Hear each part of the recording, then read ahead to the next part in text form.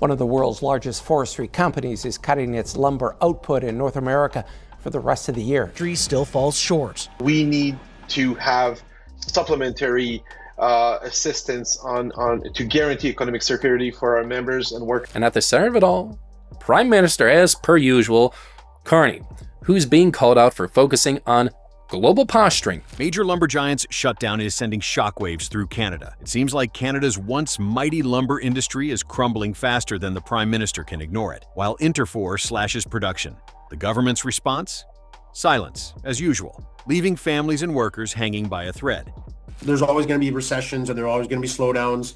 I think the frustrating thing is that so much faith has been put in the relationship between Canada and the U.S. over the last number of years, and to see your best friend turn on you and create an economic crisis to try to hurt you, that's a little bit just... As mills cut back production, the once thriving heart of Canada's forestry sector is facing collapse, and the one person who should be stepping in to fix it is too busy jetting around the world, offering speeches and posturing on climate panels. Meanwhile, Canadian workers, the backbone of this industry, are being left to pick up the pieces. Interfor's decision to cut 12% of its lumber output across North America, approximately 145 million board feet, reflects more than just a company's response to market conditions. It signals a deepening crisis in the industry and sets the stage for what could be a wave of further reductions across the sector. For those living in small towns that rely on mills like those in Sault Ste. Marie, Elk Lake, and Timmins, this isn't just a matter of cutting back production, it's a matter of survival.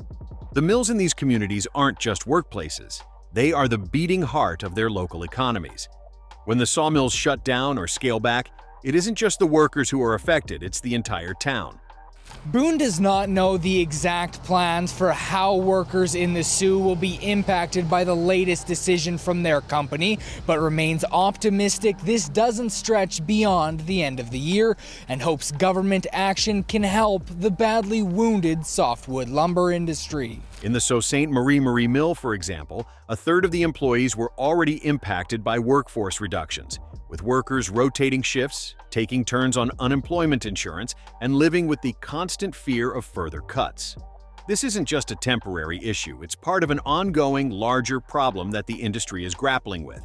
Families are left uncertain, struggling to make ends meet, while the government remains mute on the matter.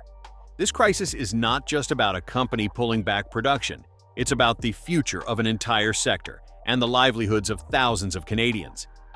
If Trump implements more tariffs on other than the softwood lumber duties that we're currently facing on, say, pulp and paper or OSB, obviously then we're going to have to react, and we're also going to have to react as a country and as a government to retaliate or to put pressure on the Americans to try to reach some kind of compromise. But here's the thing, this isn't just a short-term downturn.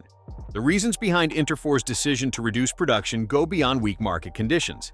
Yes, the housing market is slowing due to high interest rates and inflationary pressures, but there's a much bigger issue at play. The US-Canada softwood lumber dispute is choking the life out of Canadian producers. The tariffs the US has imposed on Canadian lumber are suffocating the industry, and Canada's response? To sit back and wait.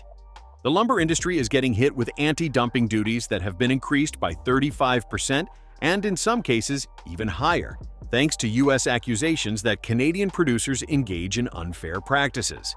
The Canadian government's failure to fight back against these tariffs only exacerbates the situation, leaving producers like Interfor with no room to maneuver.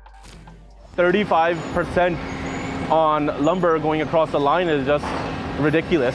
There's over 250 small manufacturing family-run companies like us in BC. It's going to kill thousands of jobs. And while Canadian companies like Interfor are scaling back, American producers are reaping the rewards of these punitive tariffs.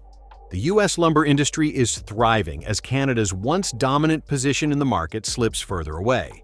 What's worse is that the Canadian government seems content to sit on its hands while this slow-motion collapse unfolds. Prime Minister Carney has been notably absent, offering no clear plan or even words of reassurance to the workers affected by these decisions. Instead, the government is focused on anything but the crisis at hand. International summits and climate change conferences seem to be taking priority over the livelihoods of ordinary Canadians. And all the while, the economy continues to unravel at home. The U.S. Commerce Department is nearly tripling anti-dumping duties on Canadian softwood lumber. The U.S. lumber industry is applauding this move to penalize Canadian producers, saying Canadians engaged in predatory pricing and receive unfair government subsidies. While workers and their families wait for a response from Ottawa, their reality grows more uncertain by the day. Entire towns that once thrived on the prosperity of the lumber mills are beginning to look like ghost towns. In these communities, the mill closing is more than just a job loss. It's the destruction of everything people have built over generations. Local businesses are the first to feel the impact, as restaurants, shops, and service providers watch their customer base evaporate overnight.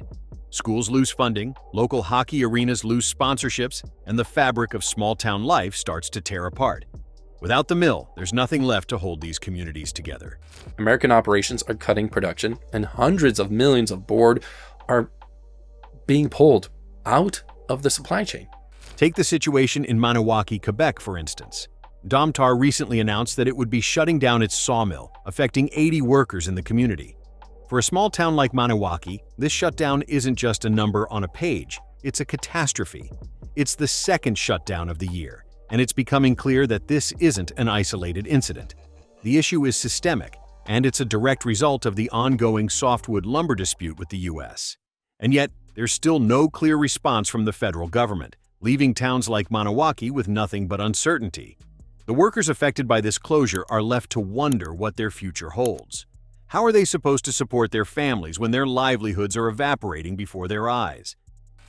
Voters are seeing a man more connected with pleasing foreigners and climate activists in Europe than helping them. The situation is similarly dire across the country. In British Columbia, more than 250 small, family-run mills are on the verge of extinction. The government's failure to step in and provide support for these industries is now reaching a breaking point. The softwood lumber industry is just one of many sectors that has been left to wither under the current administration. Farming, energy, and manufacturing are all facing challenges of their own, and instead of offering solutions, the government continues to be silent. It's clear that Carney's leadership has failed to address the real needs of Canadians, and as a result, the economy continues to slide further into decline. Alberta, Ontario, British Columbia, the disconnect is glaringly obvious. And when leaders are failing at home, their opponents seize the moment.